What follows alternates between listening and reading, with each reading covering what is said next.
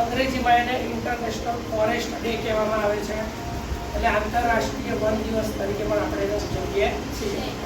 હવે આ દિવસની ઉજવણી શા માટે કરવામાં આવે છે? આ દિવસની ઉજવણી શા માટે કરવામાં આવે છે? જેને આપણે એમ લાગ્યું છે કરો પછી સર સિલેક્ટ કરવાનું વિચારી લેજો. બીજી બેન્ચ છે બરોબર. છેલ્લે બેઠો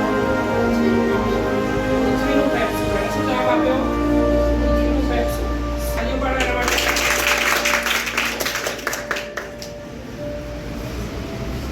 શું નામ તારું? ક્યાં જોડવા છે? આમાંથી તારે જે નામ લેવું હોય લઈ શકે.